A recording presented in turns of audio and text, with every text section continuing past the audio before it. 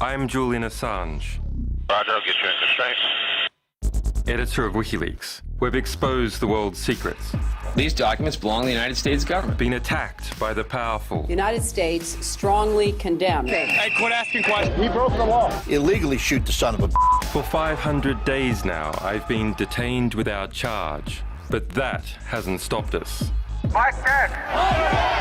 Today, we're on a quest for revolutionary ideas that can change the world tomorrow. ¿Es la primavera árabe materialización de los sueños o una fantasía imposible? Esta semana, eludiendo las habladurías, converso directamente con dos líderes revolucionarios. De Cairo, hablo con el escritor y activista Alaa Abdel Fattah. Lo detuvieron y le prohibieron viajar. Se ha convertido en el ícono de la revolución traicionada. Hoy, bajo mi arresto domiciliario, recibo a Nabil Rajab, director del Centro de Derechos Humanos de Bahrein y una de las figuras más importantes en la sublevación en Bahrein. Quiero preguntarles sobre las revoluciones en el Oriente Medio. ¿Han sido un éxito o un fracaso? ¿Reveladas o clandestinas? ¿Y qué les motiva a seguir arriesgando sus vidas? Alaa, Hola. ¿me ves? Y aquí está Nabil de Bahrein. Sí, Nos preocupábamos por ti. me alegro de verles. Sí. Sí, está en libertad, pero no por mucho tiempo.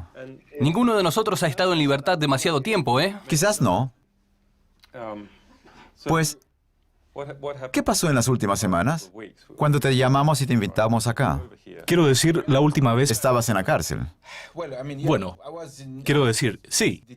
Me detuvieron por casi la mitad del día y el mes pasado me golpearon en la calle. Hace unos meses, unas personas enmascaradas de seguridad me secuestraron de mi casa. Me llevaron a un lugar desconocido esposado y con los ojos vendados. Me torturaron y después me devolvieron a casa. Cuando escribí en mi cuenta de Twitter que iba a encontrarme con Assange para hablar con él en la víspera de un programa de televisión, casi 100 policías rodearon mi casa, armados con metralletas, y se dieron cuenta de que no estaba allí. Luego pidieron a mi familia que me dijeran que tenía que presentarme ante el fiscal hoy a las 4. Bueno, estoy aquí. Pero estás aquí hoy a las 4. Estuve aquí y recibí el mensaje la noche pasada y creo, estoy acostumbrado a... ¿Qué vas a hacer? Voy a volver. Quiero decir, tengo que enfrentarme a eso. No es la primera vez, pero esto es la lucha. Esto es la libertad. Esto es la democracia por la que luchamos. Tiene su precio y debemos pagarlo. Y el precio puede ser muy caro. Como ya hemos pagado un precio caro en Bahrein. Y queremos pagar por estos cambios, por los que luchamos. Alaa, ¿dónde estás tú ahora? ¿Te han quitado las acusaciones? No. Todavía estoy esperando el juicio.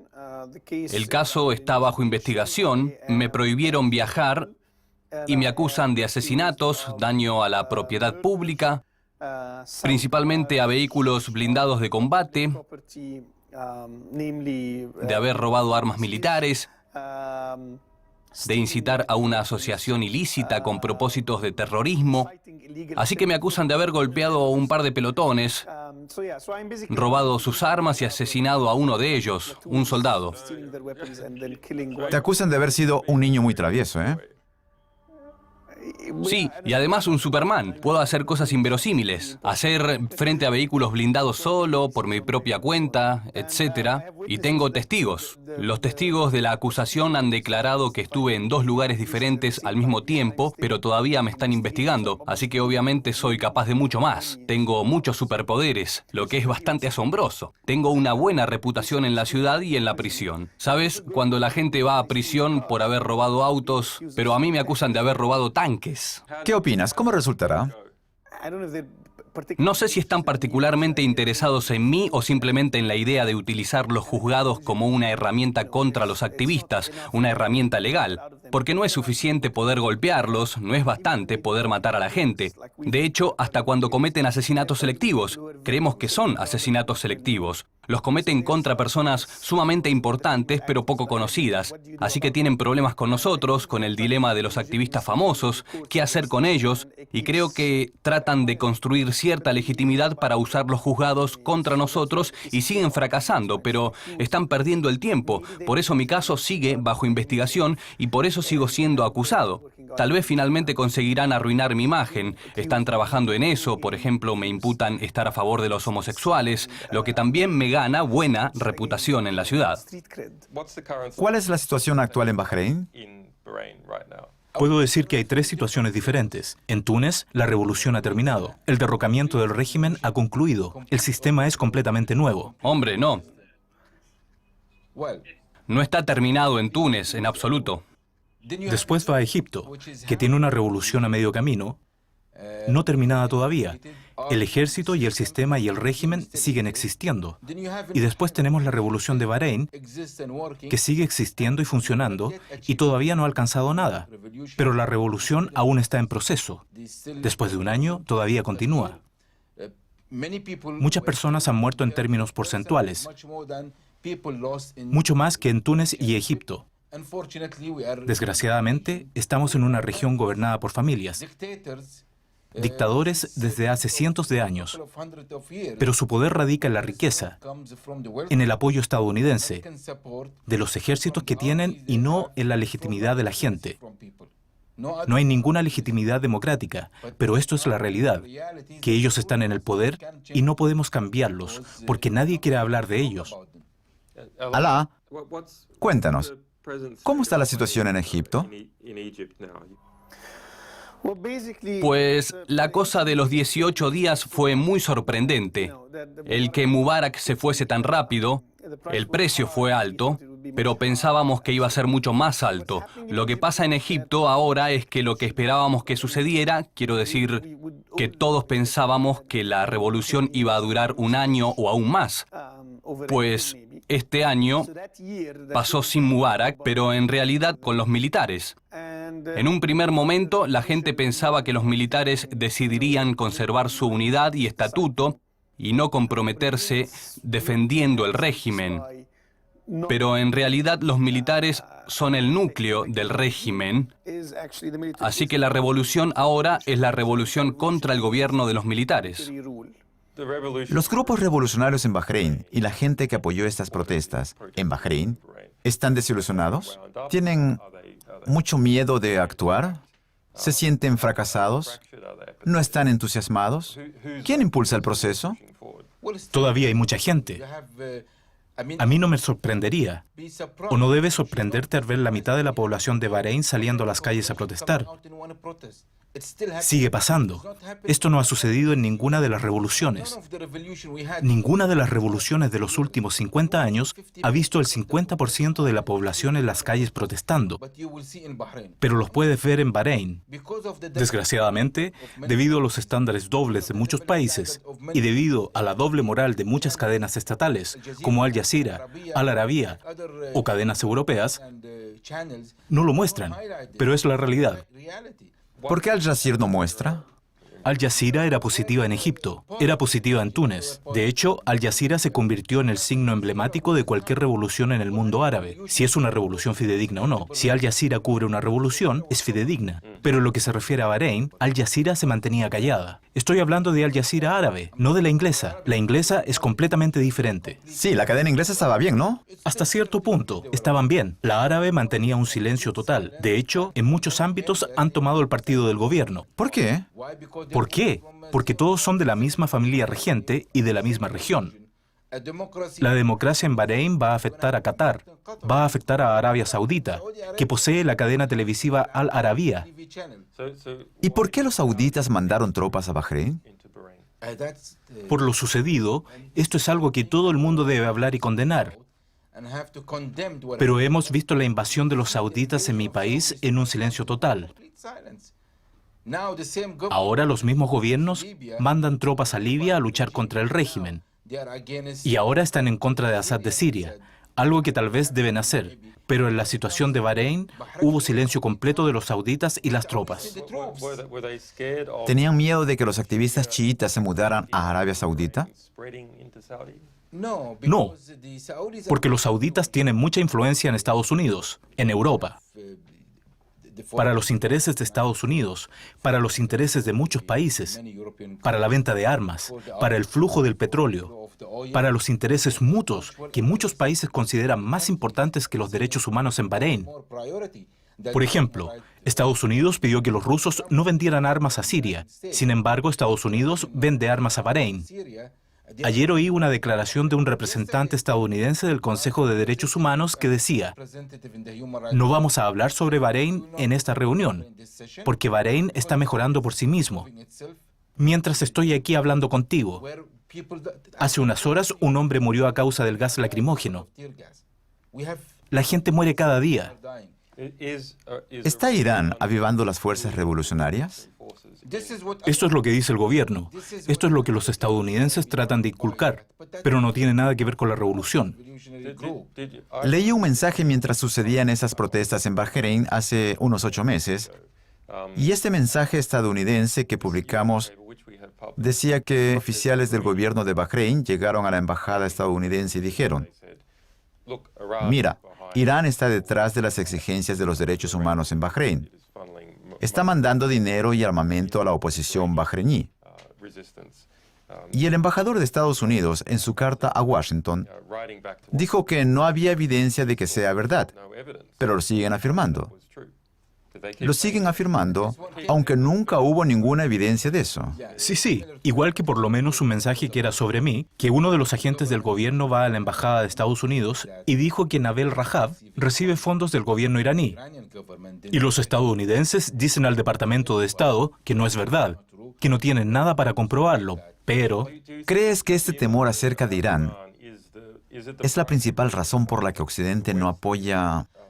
Estoy seguro que quieren que Bahrein sea estable porque la quinta flota está allí. Quieren que Bahrein esté muy quieto y estable. Los sauditas se enojaron mucho cuando perdieron a Ben Ali en Túnez y a Mubarak en Egipto. ¿Sabes que el rey saudita llamó a Obama y se pelearon? Y cuando se trata de Bahrein, la última cosa que los sauditas quieren ver allí es una revolución a unos kilómetros de su frontera, que significará un impacto negativo en Arabia Saudita. Por eso los sauditas mandaron tropas a Bahrein a participar en el aplastamiento, en la masacre, en la detención de la gente. Participaron en este aplastamiento sangriento con el silencio total de parte de la comunidad internacional. Sí, los sauditas no querían democracia. Sí, Qatar quiere promocionar democracia en Siria y a otras partes del mundo. Pero no quieren democracia de Qatar. Tienes que preguntar a tu gente, tienes que compartir el poder, tienes que compartir la riqueza, y aquellos gobiernos no van a dejar que esto suceda. Alá, seguramente recuerdas los días más sangrientos de la revolución egipcia. Joseph Biden, del Departamento de Estado, y Hillary Clinton propusieron la candidatura de Suleiman, jefe de la Oficina de Inteligencia de Egipto, para ser una especie de sucesor de Mubarak, como una figura de compromiso.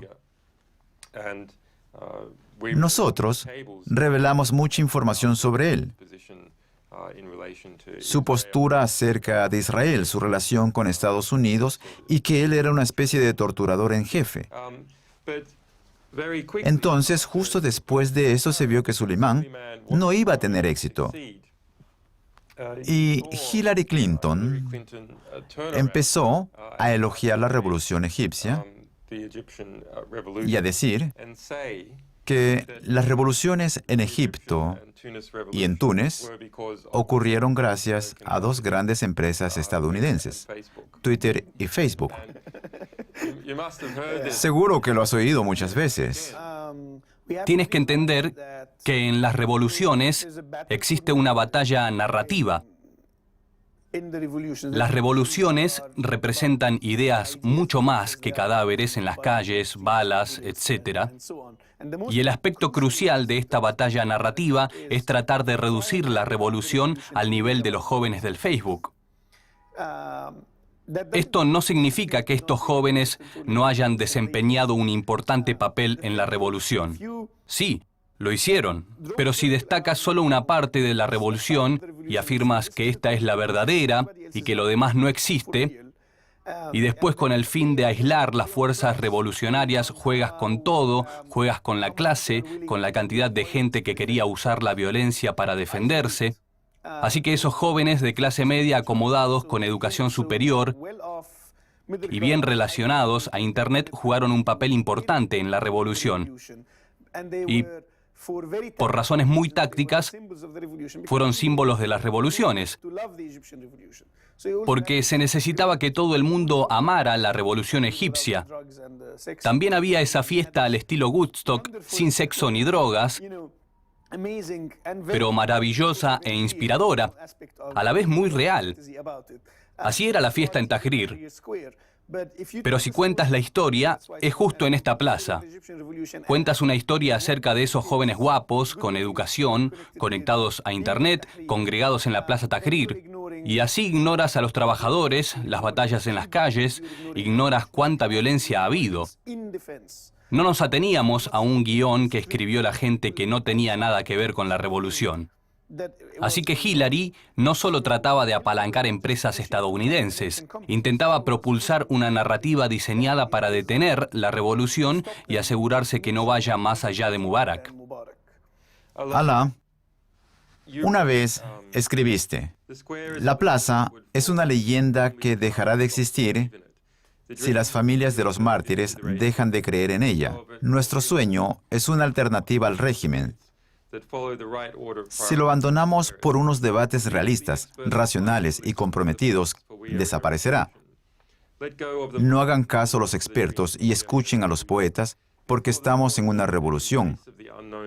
Vayan con cuidado y láncense contra lo desconocido, porque es una revolución. Conmemoren a los mártires, porque entre las ideas, símbolos, historias y espectáculos, nada es real salvo su sangre, y nada está garantizado salvo su eternidad. Esta parte de la revolución egipcia, la plaza, ha terminado. Pero, ¿ha terminado el sueño?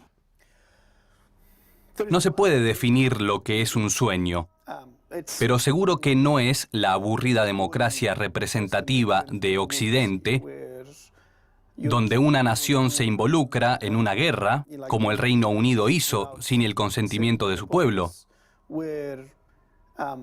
donde elegir a un presidente que da esperanzas es casi lo mismo que elegir a uno que no las da, como ocurrió en Estados Unidos.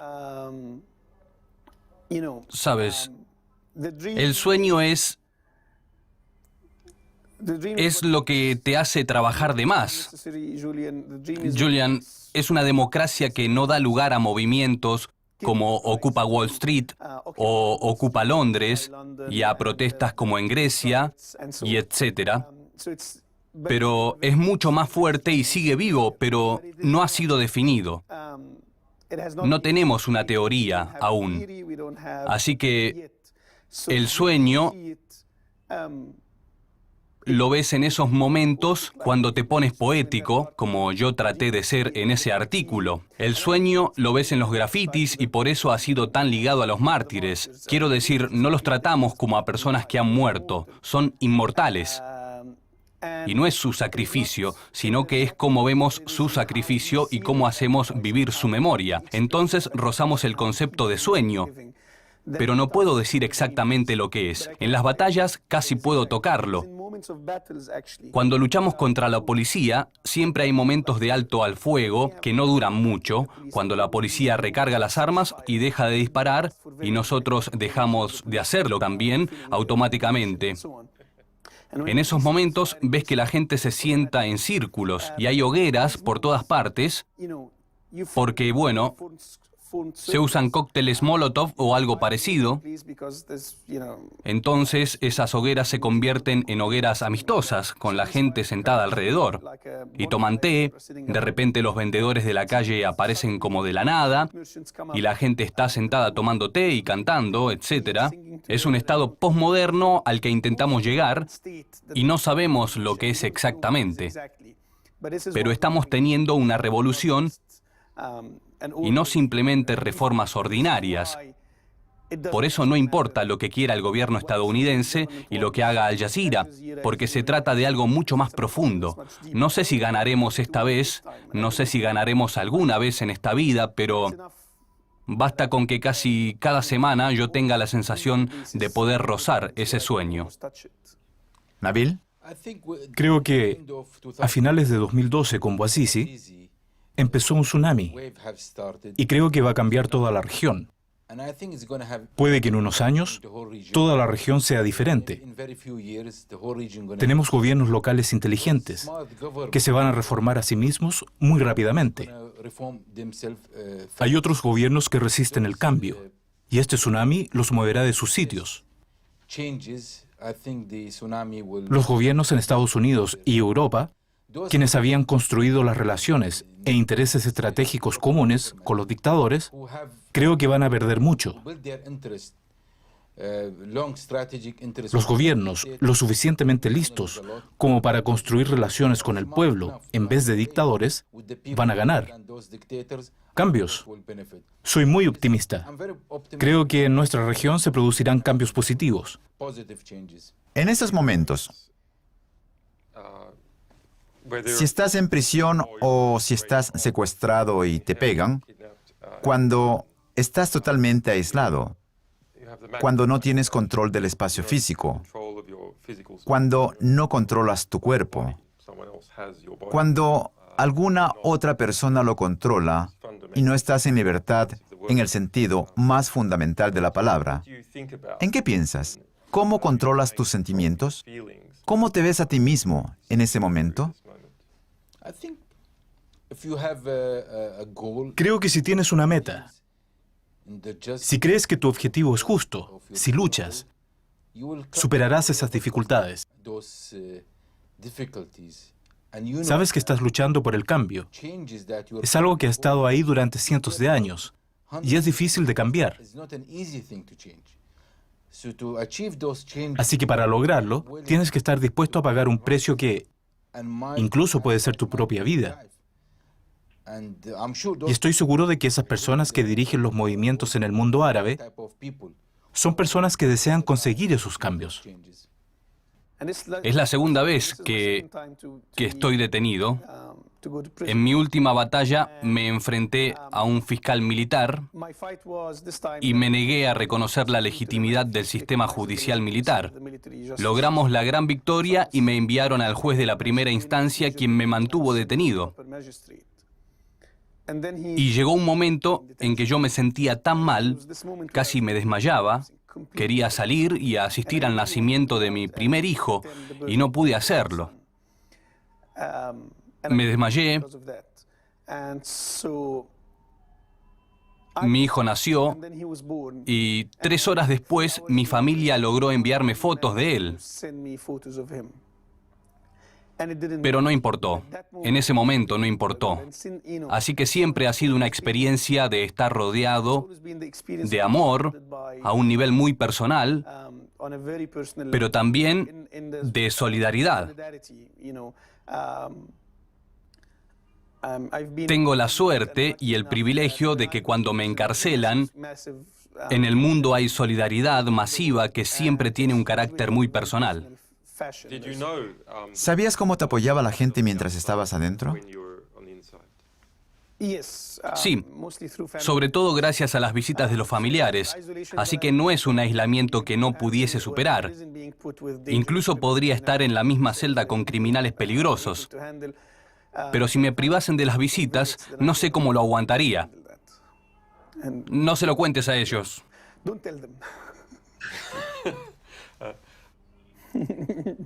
Nabil, eres padre de 2 hijos. Sí, tengo 2. 2 hijos.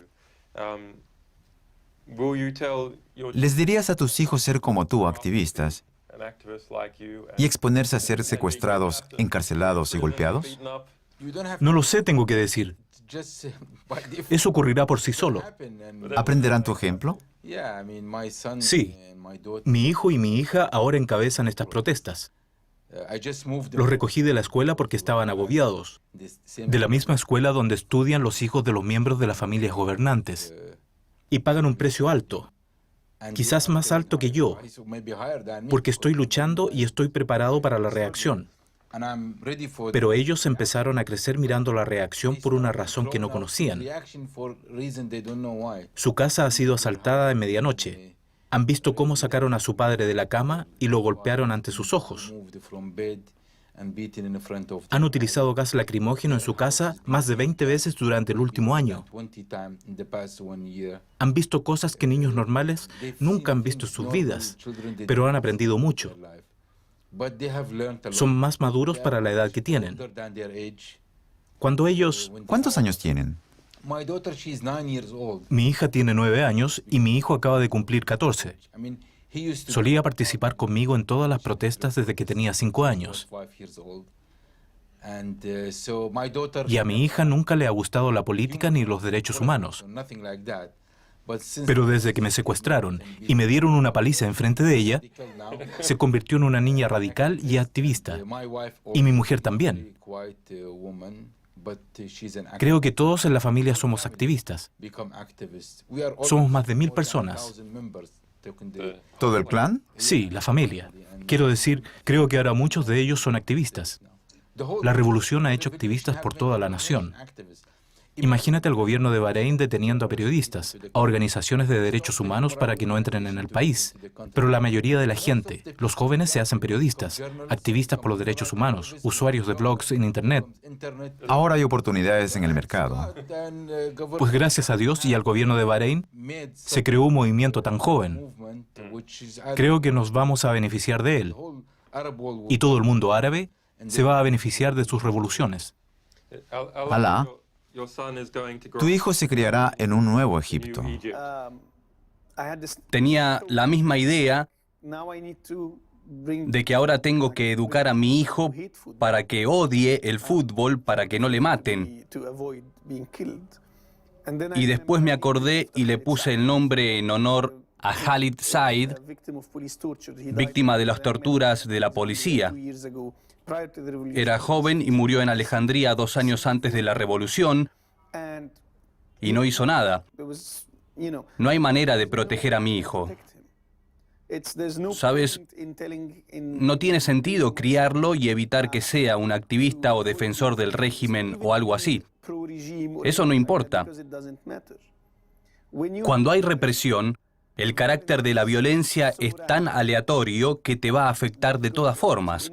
La injusticia es tan aleatoria que te va a afectar.